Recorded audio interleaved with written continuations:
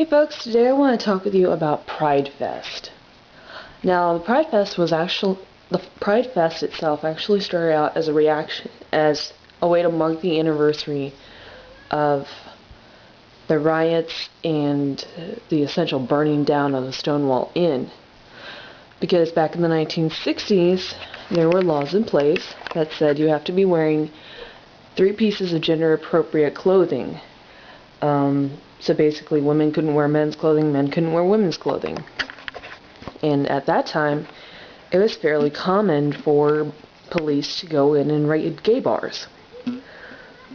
So, people of the Stonewall Inn were sick of it. They got tired of it. And they erupted into a very big fight which lasted about 3 days. The next year, they held a march to remember, to signify it. And that's how Pride Fest actually started. It was a way of marking it. It was a way of stepping out, saying, I'm not going to hide. And as time went on, as society adapted to culture, to the gay community being more open. Yes, you can hear my fiance's cat in the background. She likes Pride Fest too. We're going to get her a little rainbow cape to wear. As society adapted, it went from being small parades and small marches into full festivals. I myself have been to 3. 2 in Fort Wayne, Indiana, 1 in Cleveland, Ohio. And yeah, you know what? There is some stuff that some people would deem scary or offensive. Because in the gay community, you know what? We celebrate sexual diversity. When I went to the Cleveland March, I saw everything from numerous churches, Christian churches, non-denominational, Unitarian Universalists. I saw parades and floats about AIDS. Because you know what? AIDS is a big part of our community because we were scapegoated with it in the 80s. And yet now AIDS education is one of the biggest parts of our community. Or is one of the biggest things that people focus on. And you know what? Yes, I did see the leather and chains people. But leather and chains people, they have some of the most healthy communication out there. They are able to communicate with their partner their desires so that they and their partner are able to have a safe and enjoyable experience. Yeah, you know what? Some of the nudity might freak people out. But to me, that nudity is part of open sexual expression, being comfortable in one's own skin, enjoying the summer sun, being able to express yourself. Guys in small shorts, women walking around in a sports bra or less.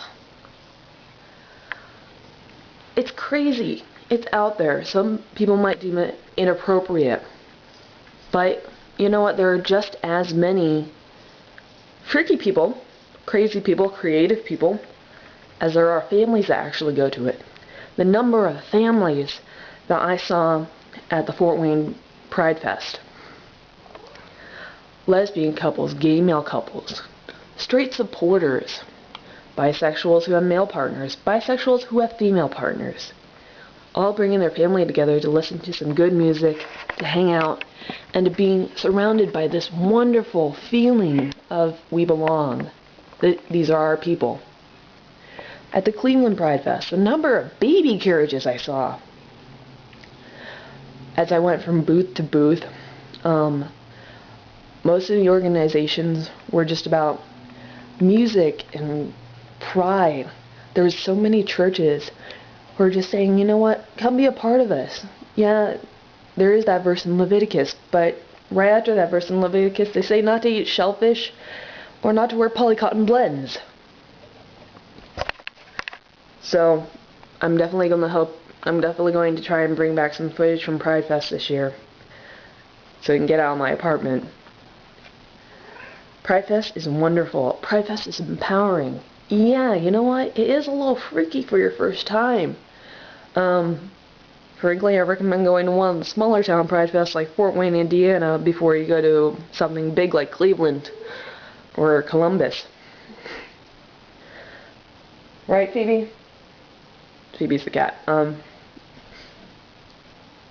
It might look a little freaky. It might be out there, especially San Francisco one. But just think of what it's representing. It's representing being happy with yourself, being proud of yourself.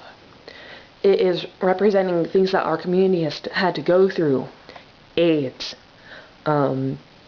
marriage, unequal rights, ENDA, and employment non-discrimination.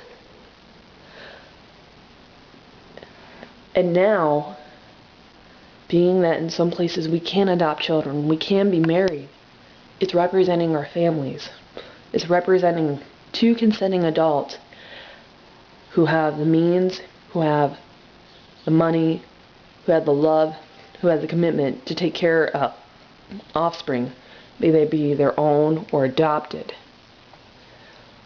I think Pride Fest is going to evolve over the years, well, over the coming years, where it's just another community festival, another cultural event where people are going out, they're having fun, they're enjoying the weather, they're being out, they're being together. And I think that it will be more accepted in the years to come. Anyway, this is Raymond Blaze. Happy Pride coming season. Peace out.